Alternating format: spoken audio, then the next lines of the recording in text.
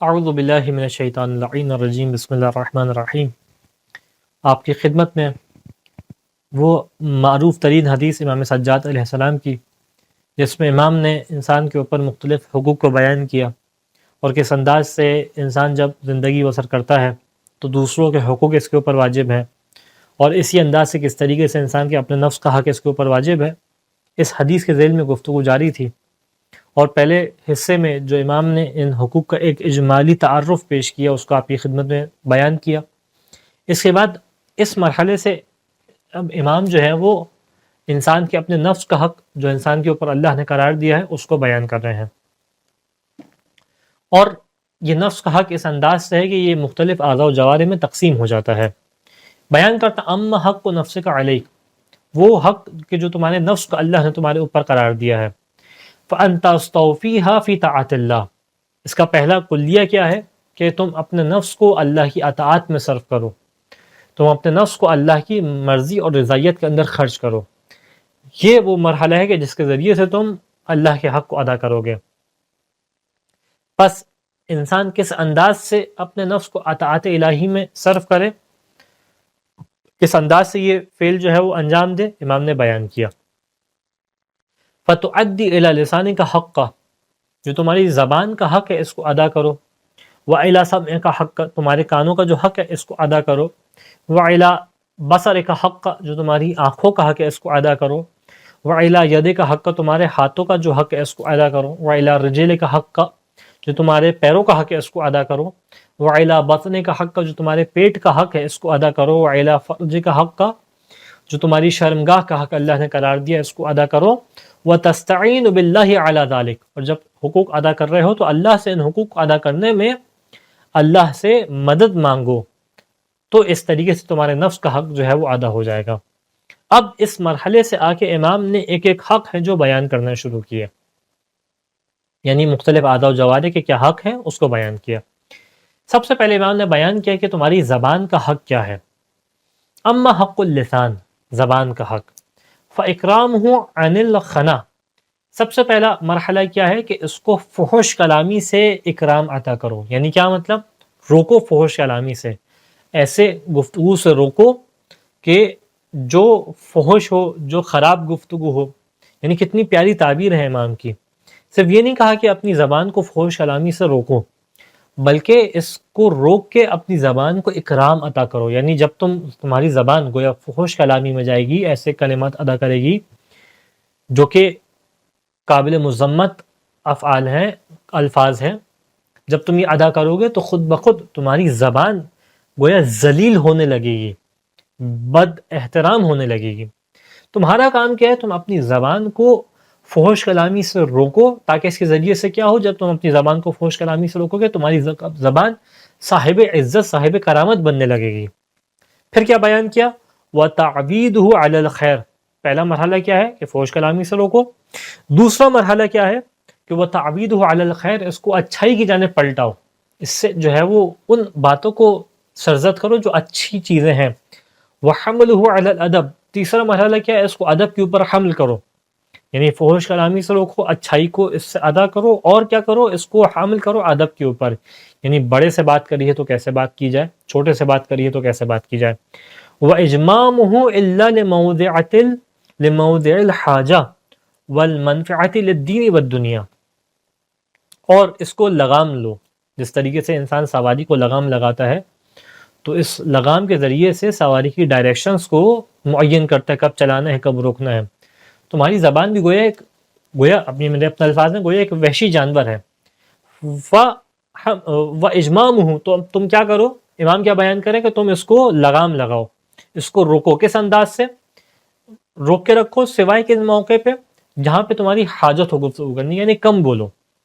لازم نہیں ہے انسان ہر موقع پہ ہر چیز کے بارے میں بول رہا ہے، ہو سکتا ہے کہ کسی جگہ بولنے کی ضرورت نہیں ہے، تو جہاں ضرورت نہیں ہے وہاں نہ بولو، جہاں ضرورت ہے خالی اس مقام پہ بولو، جہاں پہ تمہاری حاجت ہے بولنے کی اس مقام پہ بولو، یا اس مقام پہ والمنفعۃ للدین والدنیا، جہاں تمہاری دین کا یا تمہاری دنیا کا کوئی فائدہ ہے تو اس مقام پہ آگے زبان کو ہلاؤ۔ اگر بے فائدہ شے ہے تو اس کو نہ ہلاؤ، اس کو ساکن رکھو، اس کو آرام دو۔ وَعِفَاؤُهُ عن الفضول الشنیعہ، اور کیا کام کرو، اس کو محفوظ رکھو ایسے کلام سے کہ جو اس کو نقصان پہنچانے والے، فضول کلام سے اس کو روک کے رکھو جس کے اندر فائدہ کم ہے نقصان زیادہ ہے۔ ہم نے بیان کیا فضول کلام کیا ہوتا ہے، القلیلۃ الفائدہ التي لا یؤمن ضررها مع قلۃ عائدتها، یہ فضول کلام وہ ہوتا ہے کہ جس کے اندر فائدہ بہت کم ہوتا ہے، جس کے اندر فائدہ نہیں ہوتا، بلکہ کیا ہوتا ہے التی لا یؤمن ضررها، فائدہ نہیں ہے اور فائدہ نہ ہونے کے ساتھ ساتھ اس کے ضرر سے امان نہیں ہے۔ یعنی یہ جو فضول کلام انسان بعض اوقات بولتا ہے، ایک تو فائدہ نہیں، دوسرا ضرر کا احتمال ہے، یعنی انسان ضرر سے اس میں امان میں نہیں ہے۔ یعد شاہد العقل، اب امام نے ایک بڑا کلی قاعدہ پیش کیا کہ زبان کس طریقے سے انسان کی شخصیت کو بیان کرتی ہے، کتنا اہم جز ہے انسان کی شخصیت کے اندر۔ وَيُعَدُّ شَاهِدَ الْعَقْلِ وَالدَّلِيلَ عَلَيْهِ، کہ یہ زبان وہ ہے کہ جو عقل کے اوپر گواہ بنتی ہے اور انسان کی دلیل بنتی ہے کہ کس طریقے سے عقل انسان کے اندر موجود ہے۔ یعنی بعض اوقات واقعاً جب تک انسان خاموش ہوتا ہے نہیں معلوم چلتا کہ کتنا صاحب عقل ہے، کتنا جو ہے وہ کم عقل ہے، لیکن جیسے ہی یہ زبان ہلانے لگتا ہے، زبان سے گفتگو کرنے لگتا ہے، اب معلوم چلتا ہے کہ ہاں کتنی اس کے اندر عقل موجود تھی۔ تو یہ جو زبان ہے کتنی اہم چیز ہے، اگر یہ کم عقل ہے تو غلط زبان کا استعمال معاشرے میں اس کو بیوقوف ثابت کرے گا، اور اگر یہ با عقل ہے اور زبان کو بہتر طریقے سے استعمال کر رہا ہے تو گویا اس کی عقل آگے پہنچے گی۔ تو بس تمہاری زبان کا استعمال تمہاری عقل کے اوپر گواہ بنتا ہے۔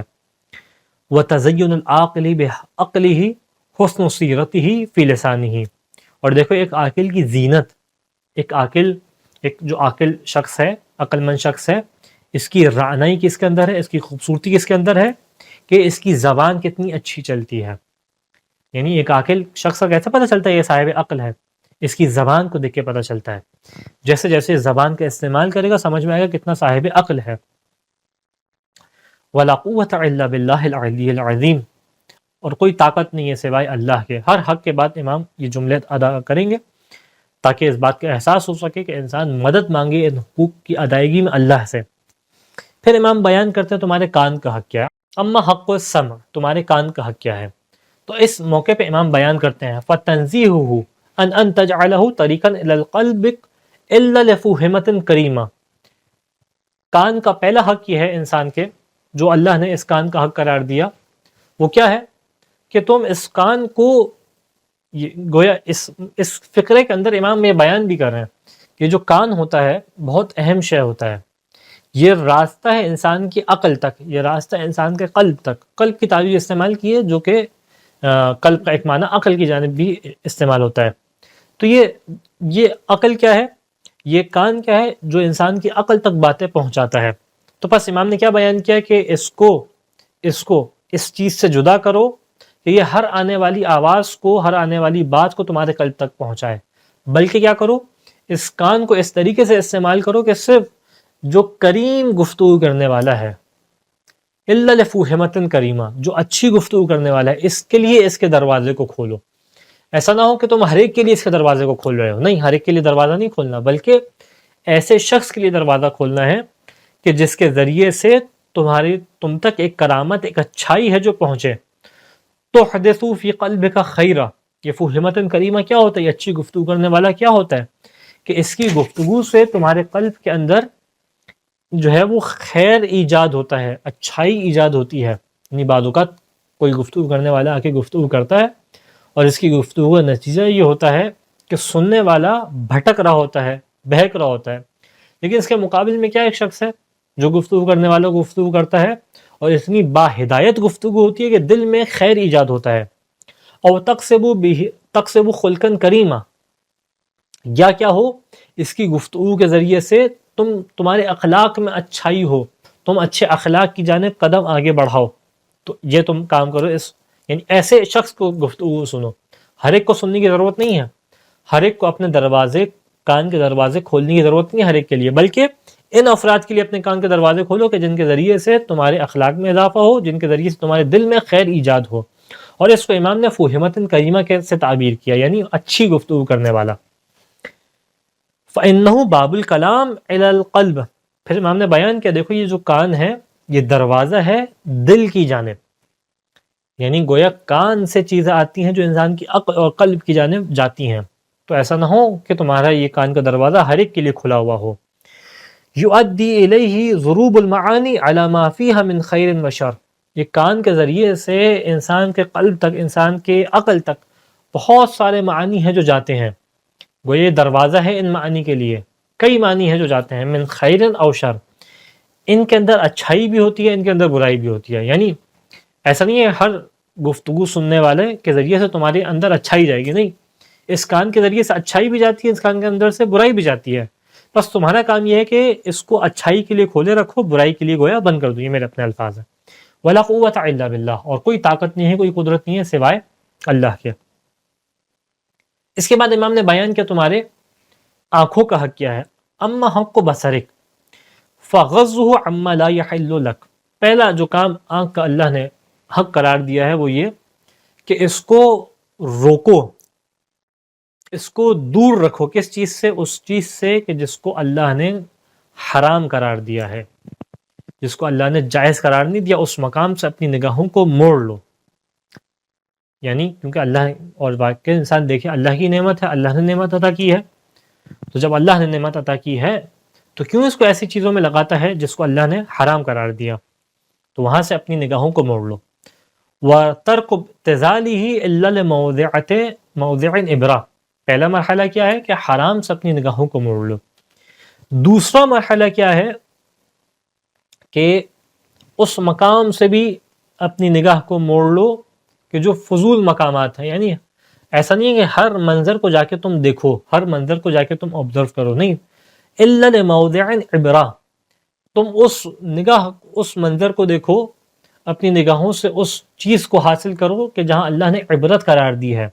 آگے امام بیان کریں گے کہ یہ آنکھیں جو ہیں وہ عبرت کی شے ہے، یعنی اس کے ذریعے سے انسان عبرت حاصل کرتا ہے، تو ایسا نہیں ہے کہ تم ان اشیاء کو دیکھتے رہو جہاں سے عبرت نہیں مل رہی، بلکہ تم کوشش کیا کرو کہ اپنی نگاہوں کو ایسے مقامات پر ڈالو، اپنی نگاہوں سے ایسے مناظر کو دیکھو جس سے تمہیں عبرت حاصل ہو، یعنی اپنی نگاہوں کو ایک تو مرحلہ حلال کا ہے، حلال حرام کا ہے، ایک مرحلہ یہ ہے کہ ایسے مناظر سے بھی بچاؤ جن کے اندر کوئی عبرت نہیں ہے، جن کے اندر فضولیات ہیں، فضولیات سے نکال کے عبرت والے مقام پہ لے کے آؤ اپنی نگاہوں کو۔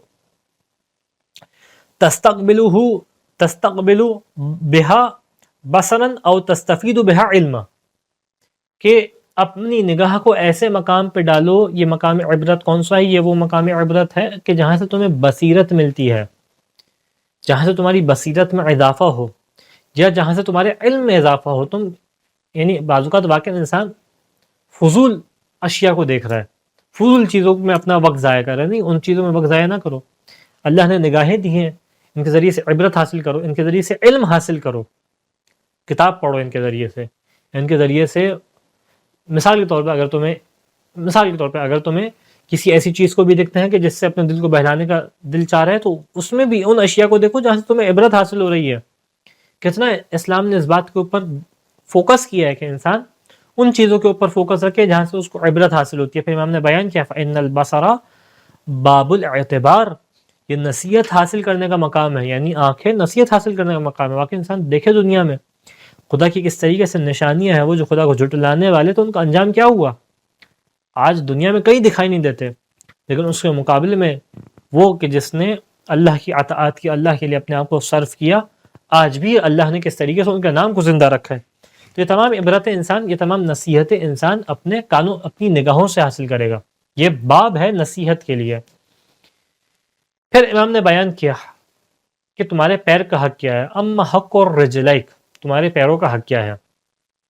پہلا حق جو امام نے بیان کیا وہ کیا کہ فَأَن لَا تَمْشِي بِهِمَا إِلَى مَا لَا يَحِلُّ لَكَ، ان پیروں کا استعمال اس مقام کے لیے نہ کرو کہ جہاں پہ اللہ نے، اس مقام پہ چل کے جاؤ جہاں پہ اللہ نے تمہارا جانا جائز قرار نہیں دیا۔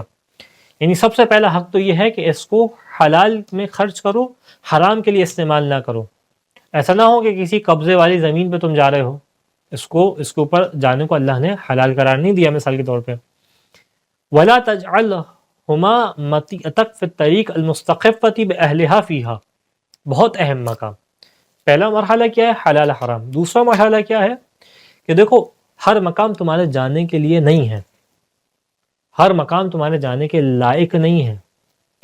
کیا کہا کہ اس کو روکو اور اس کو اپنا راستہ قرار نہ دو، اس کو وہ شے نہ قرار دو جو تمہیں لے کے جائے۔ کس راستے پہ؟ ایسے راستے پہ لے کے جائے جس پہ آنے والے کا وزن گر جاتا ہے آنے سے۔ یعنی بعض ایک مقامات ہیں جو مومن کے لیے سزاوار نہیں ہے کہ مومن اس مقام پہ جائے۔ کیوں؟ کیونکہ اگر اس مقام پہ مومن جائے گا تو خود بخود اس کا وزن، اس کا قد، اس کی عزت میں کمی واقع ہوگی۔ تو تم اپنے پیروں کو، اپنے قدموں کو روکو اور اس کو اعلیٰ قرار نہ دو ایسے مقام تک جانے کے لیے کہ جہاں پہ جانے کے بعد تمہارا وزن، تمہاری ویلیو کم ہو۔ فَإِنَّهَا حَامِلَتُكْ وَسَالِكَةٌ بِكَ مَسْلَكَ الدِّينِ وَالسَّبْقُ لَكَ، کہ یہ وہ شے ہیں، یہ وہ چیز ہے، یہ وہ آلہ ہے کہ جس کے ذریعے جو تمہیں اٹھائے ہوئے ہوتا ہے، کہ جس کے ذریعے سے تم راستے کو چل رہے ہو۔ تو یعنی خدا کی نعمت ہے۔ اب چاہے اور حتیٰ دین کے راستے کو بھی اگر تمہیں چلنا ہے، تم ان کے ذریعے سے چلتے ہو، یعنی تم دین کے راستے پہ چلائیں گے، تم دین کے راستے پہ ان سے چلو، ایسے راستے پہ نہ چلو جہاں تمہارے لیے جانا سزاوار نہیں ہے۔ وَالسَّبْقُ لَكَ، اور یہ گویا قدم تمہارے پہلے پہنچ رہے ہوتے تمہارے جانے سے۔ اس انداز سے اللہ نے تمہارے وجود کے اندر ان کی اہمیت کو قرار دیا ہے۔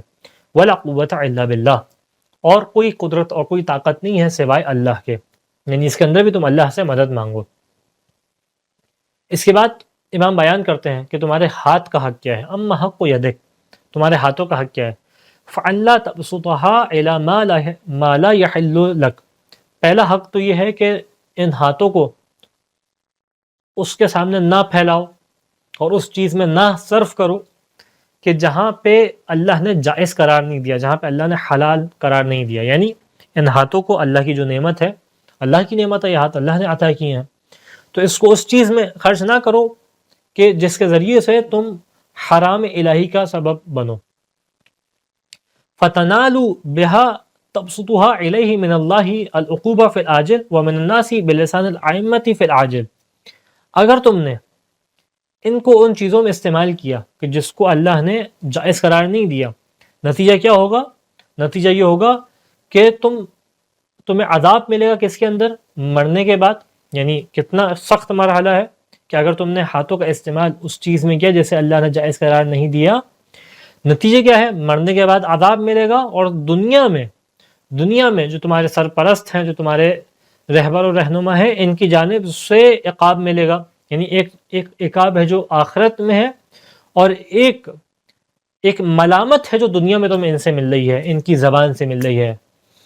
وَلَا تَقْبَضَهَا مِمَّا افْتَرَضَ اللَّهُ عَلَيْهَا، اور کیا کرو؟ اس کو اس چیز سے نہ روکو۔ پہلا مرحلہ کیا ہے؟ اس چیز میں نہ صرف کرو کہ جو اللہ نے حرام قرار دیا، اور اس چیز سے نہ روکو جو اللہ نے واجب قرار دیا۔ ایک مرحلہ حلال کا ہے، ایک مرحلہ واجب کا ہے۔ یعنی جہاں حرام ہے وہاں پہ نہ صرف کرو، اور جہاں واجب ہے وہاں پہ صرف کرو، وہاں سے نہ روکو اپنے ہاتھوں کو۔ وَلَكِنْ تُؤَخِّرُوهَا بِقَبْضِهَا عَنْ كَثِيرٍ مِمَّا يَحِلُّ لَهَا وَبَسَطِهَا إِلَى كَثِيرٍ مِمَّا لَيْسَ عَلَيْهَا۔ کتنا عجیب مرحلہ ہے۔ پہلے مرحلے پہ امام نے حلال اور حرام کی دائرے کو بیان کیا، دوسرے مرحلے میں امام نے دائرے کو مزید وسیع کیا کہ اب ایک مرحلہ وہ آتا ہے کہ جہاں صرف حلال حرام نہیں ہے، بلکہ حلال حرام کے ساتھ وہ مرحلہ بھی ہے کہ جہاں تمہاری عزت اور وقار کا مرحلہ ہے۔ یعنی کیا کرو؟ بہت سارے ایسے کام ہیں، امام بیان کریں، کئی ایسے کام ہیں کہ جن کے کرنے کی وجہ سے ان تمہارے ہاتھوں کا وقار کم ہوتا ہے، یعنی تمہاری نفس کی ویلیو کم ہوتی ہے، تو ان کاموں کو ترک کرو اور ان کاموں کا انجام نہ دو اپنے ہاتھوں کے ذریعے سے، جو کہ اللہ نے کثیر مما یحل لہا، اللہ نے ہاتھوں کے لیے حلال قرار دیے ہیں۔ لیکن اگر تم نے ان افعال کو انجام دیا، نتیجہ کیا ہوگا؟ نتیجہ یہ ہوگا کہ تمہارے ان ہاتھوں کی ویلیو کم ہوگی، تمہاری ذات کی ویلیو کم ہوگی۔ تو تمہارا کام صرف حلال حرام نہیں ہے، بلکہ اپنی ذات کو ویلیو دینا بھی ہے۔ وَبَسْطِهَا إِلَى كَثِيرٍ مِمَّا لَيْسَ عَلَيْهَا، کئی ایسے مقامات ہیں اگر تم نے اپنے ہاتھوں کو ان کے سامنے پھیلایا، نتیجہ کیا ہوگا؟ تمہارے ان ہاتھوں کی ویلیو، تمہارے ان ہاتھوں کی ان ہاتھوں کا مقام جو ہے وہ کم ہو جائے گا. فَإِذَا هِيَ قَدْ أُقِّلَتْ وَشُرِّفَتْ فِي الْعَاجِلِ وَجَبَ لَهَا حُسْنُ ثَوَابٍ فِي الْعَاجِلِ. اگر تم دنیا میں ان ہاتھوں کا استعمال عقل کے ساتھ کرو گے، شدت عقل کے ساتھ کرو گے، یعنی دنیا میں جب تم استعمال کرو گے تو ایس انداز سے کرو گے جہاں تمہاری عقل کہتی ہے وہاں استعمال کرو گے، جہاں تمہاری عقل روکتی ہے وہاں روکو گے. اگر تم نے دنیا میں اس انداز سے کیا، وَشُرِّفَتْ فِي الْعَاجِلِ، اگر تم نے دنیا میں اس کو شرف دیا، اگر تم نے دنیا میں اس کو عزت دی، یعنی انسان سوچے کہ جو اللہ نے میرا ہاتھ قرار دیا ہے کیا اس کی کوئی ویلیو ہے یا یہ بے ویلیو شے ہے، یہ بے قیمت شے ہے. اگر یہ ویلیوبل شے ہے تو میں اس کو ویلیوبل چیزوں میں خرچ کروں گا. اگر تم دنیا میں اس طریقے سے کرو گے تو آخرت میں تمہارے لیے ثواب اور اجر ہوگا جو اللہ نے قرار دیا. اس کے بعد امام بیان کرتے ہیں کہ تمہارے پیٹ کا حق اللہ نے کیا قرار دیا. اما حق بطنک فان لا تجعلها وعاء لقلیل من الحرام ولا لکثیر. پہلا حق تو یہ ہے کہ اس کو حرام کا ظرف قرار نہ دو، یعنی اس کو وہ مقام قرار نہ دو کہ جہاں پہ حرام کو ڈالا جاتا ہے. پہلا تو حق یہ ہو گیا، نہ کم حرام کے لیے نہ زیادہ حرام کے لیے. اس کے بعد دوسرا مرحلہ کیا ہے، وَأَن تَقْتَصِدْ لَهُ فِي الْحَلَال. پہلے تو اس کے اندر حرام نہ جانے دو، دوسرا مرحلہ ہے کہ حلال کے اندر بھی ایک میانہ روی کو اختیار کرو. ایسا نہ ہو کہ جب تم حلال بھی کھا رہے ہو تو گویا اس کو شکم پر ہو کے کھاؤ، یعنی اپنے پیٹ کو پورا بھر کے کھاؤ، نہیں، اس انداز سے نہیں، بلکہ جب حلال بھی کھا رہے ہو تو اپنے پیٹ کو اقتصادی اعتبار سے اپنے پیٹ کو تھوڑا لحاظ کے ساتھ رکھ کے کھاؤ. ایسا نہ ہو کہ تمہارا اتنا کھاؤ کہ تمہارا پورا شکم بھر جائے. اسلام اس بات کو پسند نہیں کرتا انسان پیٹ بھر کے کھائے، نہیں، کچھ حصہ ہے جو پیٹ کا خالی رکھے. اور میڈیکل سائنس بھی اس اعتبار سے جو ہے وہ ہمیں رہنمائی کرتی ہے کہ انسان پیٹ بھر کے نہ کھائے، حتیٰ اگر پیٹ بھر کے کھائے گا جو کھائے وہ ہضم نہیں ہو پائے گا. تو حلال کھانے میں بھی ایک میانہ روی کو اختیار کرو. ولا تخرجه من حد تقویت الى حد التحوین وذهاب المروءہ. کتنا عجیب پیارا جملہ ہے جو امام نے کہا، کیا کہ اس کو شکم کا کام کیا ہے، انسان کو قوت عطا کرنا، انسان کو طاقت عطا کرنا. جب انسان اشیاء کو کھاتا ہے، یہ میرے اپنے الفاظ ہیں، جب انسان مختلف چیزوں کو کھاتا ہے تو نتیجہ کیا ہوتا ہے، یہ چیزیں ڈائجسٹ ہو کے انسان کو ایک قوت اور طاقت عطا کرتی ہیں. امام کیا بیان کر رہے ہیں، دیکھو اس کو اس مقام سے کہ تمہیں طاقت عطا کرے، اس مقام سے اس مقام پہ نہ لے کے جاؤ کہ تمہیں سستی دے رہا ہو.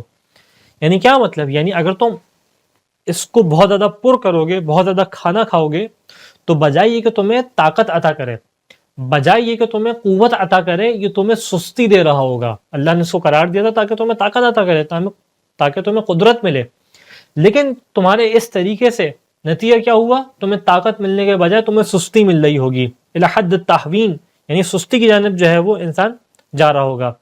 وذهاب المروءہ، اس کا نتیجہ کیا ہوگا کہ تمہاری مروت، جو تمہارا ایک معاشرے میں ایک اچھا شخص ہونا ہے، تمہارا اچھا کردار ہونا ہے، وہ آہستہ آہستہ زائل ہوتا چلا جائے گا.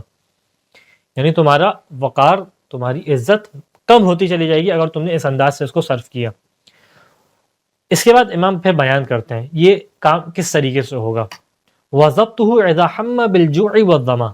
تم ضبط کرو، تھوڑا سا کنٹرول کرو کس چیز کے اوپر، جب تمہیں بھوک لگے یا تمہیں پیاس لگے. بعض اوقات ہم صرف اس بات کو فوکس کرتے ہیں کہ زیادہ کھانا نہ کھائیں، امام اس بات کے اوپر بھی فوکس کرتے ہیں زیادہ پانی نہ پیو. ضبط کرو، کنٹرول کرو جب تمہیں بھوک لگتی ہے، جب تمہیں پیاس لگتی ہے. فَإِنَّ الشَّبْعَ الْمُنْتَهَى بِصَاحِبِ إِلَى التَّخُمِ. پیٹ بھرنا، امام بیان کریں پیٹ کا بھرنا صاحب پیٹ کو کہاں پہ لے کے جاتا ہے، اس شخص کو کہاں پہ لے کے جاتا ہے، اس شخص کو اس مقام پہ لے کے جاتا ہے کہ یہ اس کے جسم میں بیماریوں کا سبب بنتا ہے، بدہضمی کا سبب بنتا ہے. اور کس جانب، مسکلہ و مثبتہ، کس جانب لے کے جاتا ہے، اس جانب لے کے جاتا ہے کہ انسان کی سستی کا سبب بنتا ہے. یعنی بعض اوقات ہم دیکھتے ہیں نا کہ کیا وجہ ہے کہ ہمارے جوان، ہمارے لوگ اس طریقے سے سست ہو رہے ہیں، ایکٹیونیس نہیں ہے. وہ ایکٹیونیس کیوں نہیں ہے، کیونکہ پیٹ بھر کے کھانا کھا رہے ہیں. اگر انسان کچھ کنٹرول کے ساتھ کھانا کھائے تو اس کے اندر سستی کے بجائے قدرت آئے گی، تو سستی کا سبب بنتا ہے. اور کس کا سبب بنتا ہے، مثبتہ، کمزوری کا سبب بنتا ہے. وَمَقْتَعَ عَنْ كُلِّ بِرٍّ وَكَرَمٍ. نتیجہ کیا ہوتا ہے، یہ انسان ہر اچھائی اور ہر نیک والے کام سے پیچھے ہوتا چلا جاتا ہے. بہت سارے نیک کام اس وجہ سے ہم نہیں کر پاتے کیونکہ اس کے اندر ہمیں سستی وجہ بن رہی ہوتی ہے. تو سستی کو کیسے ختم کیا جائے؟ اپنے پیٹ کو کنٹرول کر کے، اپنے شکم کو کنٹرول کر کے. پھر امام نے بیان کیا وَإِنَّ الرَّعْيَ الْمُنْتَحَ بِصَاحِبِهِ إِلَى السُّكْرِ، اور ایک جانب پیٹ بھر کے کھانا کھانا اور ایک جانب پیٹ بھر کے پانی پینا، یہ بھی کس جانب اپنے شخص کو لے کے جاتا ہے، اس جانب لے کے جاتا ہے شخص کو کہ گویا اس کے اندر جو ہے وہ ایک ہلکے سے نشے کی کیفیت آ رہی ہوتی ہے. حرام نشہ نہیں ہے لیکن کیا ہے، عقل جو ہے گویا اس انداز سے زائل ہوتی ہے اگر انسان بہت زیادہ پیٹ بھر کے پانی پیے. وَمَجْحَلَتْ وَمَذْحَبَ لِلْمُرُوءَةِ، نتیجہ کیا ہوتا ہے، انسان کو اس چیز کی جانب لے کے جاتا ہے کہ جہاں جہل ہے، یعنی سستی آتی ہے، ایک ہلکی سی جو ہے وہ گویا سخر کی کیفیت ہوتی ہے، ایک ہلکی سی جو ہے وہ نشے کی کیفیت ہوتی ہے، عقل زائل ہو رہی ہوتی ہے، تو انسان اپنے علم پہ عمل نہیں کرتا بلکہ جہل کی جانب جا رہا ہوتا ہے. نتیجہ کیا ہوتا ہے، انسان کا وقار، انسان کی عزت ختم ہو رہی ہوتی ہے. اس کے بعد حقوق نفس کے اندر جو آخری حق امام نے بیان کیا وہ کیا؟ حق الفرج، تمہارے شرمگاہ کا حق. اما حق و فرجک فحفظه مما لا يحل لك، تمہاری شرمگاہ کا حق کیا ہے؟ کیونکہ یہ بھی انسان کی جسم کا ایک انتہائی اہم ترین جز ہے. اس کا حق کیا ہے کہ اس کو اس کام سے روکو، اس کام سے اس کی حفاظت کرو کہ جو اللہ نے جس کو حلال قرار نہیں دیا. سب سے پہلے انسان اپنے شرمگاہ کو اس مقام سے ہٹائے، اس چیزوں سے دور رکھے جو اللہ نے حلال قرار نہیں دی. والاستعانۃ علیہ، امام گویا اس جانب اشارہ کر رہے ہیں کہ یہ کام آسان نہیں ہے، یہ مرحلہ آسان نہیں ہے، انتہائی سخت امتحان ہے. اس پہ مدد کہاں سے ملے گی تمہیں؟ والاستعانۃ علیہ بغض البصر فإنہ من اعمال الاعمال، اس چیز میں تم مدد حاصل کرو گے کس چیز سے؟ اپنی نگاہوں کو موڑ کے. یعنی ایسا نہیں ہے کہ تم کہیں بھی نگاہ ڈالو، کسی بھی انداز سے نگاہ ڈالو، اس کے بعد کہو کہ میں اپنی شرمگاہ کو حرام سے بچا کے رکھوں گا. نہیں، تم پہلے مرحلے پہ آ کے دروازہ بند کر دو. تم پہلے مرحلے پہ آ کے ہی نگاہ ایسے مقام پہ نہ ڈالو کہ تمہارے اندر شہوت کو ایجاد ہو. یعنی تمہارے پہلے مرحلے پہ آ کے اپنی شہوت کو قابو کرو، اپنی نگاہ کو قابو کرو تاکہ یہ شہوت تمہارے اندر اس طریقے سے ایجاد ہی نہ ہو. تو اور پھر بیان کہ یہ نگاہوں کا موڑنا اپنی شرمگاہ کو بچانے کے لیے بہترین مددگار ہے. یعنی اور بھی چیز ہے مددگار، مثال کے طور پہ جیسے بعض اوقات ہمیں بعض ایک نصیحتوں کے اندر دکھائی دیتا ہے کہ انسان روزہ رکھے، لیکن سب سے زیادہ اہم ترین مددگار کون سا ہے کہ انسان اپنی نگاہ پہ قابو رکھے. وکثرت ذکر الموت، اپنی شرمگاہ کو کس طریقے سے حفاظت کرو، اس کی زیادہ سے زیادہ ذکر موت کر کے. جو زیادہ سے زیادہ ذکر موت ہے یہ انسان کی شرمگاہ، یہ اس بات کے اوپر انسان کو مدد دیتا ہے کہ اس طریقے سے اپنی شہوت کو قابو کرے. وَالتَّحَدُّثُ لِنَفْسِكَ بِاللَّهِ، اپنے نفس کو اللہ سے ڈرا کے رکھو، موت کا ذکر کرو، اللہ سے ڈرو، یعنی اس عذاب کو یاد رکھو جو اللہ تمہیں دے گا، کیونکہ شہوت ہے، مشکل ترین مرحلہ ہے. لیکن کیا کرو، تم اپنے نفس کو اللہ سے ڈراؤ. جب تم نفس کو اللہ سے ڈراؤ گے، نتیجہ کیا ہوگا؟ نتیجہ یہ ہوگا کہ تم اپنے نفس کے اوپر، اپنی شہوت کے اوپر قابو پا سکو گے. وَالتَّخْوِيفِ لَهَا بِهِ، اور خوف دلاؤ اس کو اللہ سے، یعنی اس عذاب کو گویا یاد کرو کہ صحیح ہے، ابھی تو مزہ ہے، ابھی تو ایک لذت ہے، لیکن اس کا ثمرہ کیا ہے؟ اس لذت کی انتہا کہاں پہ ہے؟ اس عظیم عذاب کی جانب جو ہے جس کو تحمل نہیں کر سکتا کوئی شخص. وَبِاللَّهِ الْعِصْمَةُ وَالتَّأْيِيدُ، اور اللہ سے جو ہے وہ مدد حاصل کی جائے گی، اس میں اللہ سے جو ہے وہ تائید حاصل کی جائے گی. وَلَا حَوْلَ وَلَا قُوَّةَ إِلَّا بِهِ، اور نہ ہی کوئی طاقت ہے، نہ ہی کوئی حرکت ہے سوائے کس کے؟ اللہ سے. ان تمام چیزوں میں کس سے مدد حاصل کرو؟ جو ہم نے پہلے مرحلے میں بیان کیا کہ وَسَتَسْتَعِينُ بِاللَّهِ عَلَى ذَلِكَ، اللہ سے اس چیزوں میں مدد حاصل کرو، کیونکہ تمام قدرت، تمام طاقت اللہ کے لیے ہے. یہ وہ نفس کے حق تھے جو امام نے اس حدیث میں بیان کیے. اس کے بعد مرحلے میں امام نے افعال کے حقوق ہیں جو بیان کیے. انشاءاللہ اگلے ایپیسوڈ میں آپ کے سامنے ان حقوق کو پیش کیا جائے گا. وآخر الدعوانا ان الحمد للہ رب العالمین.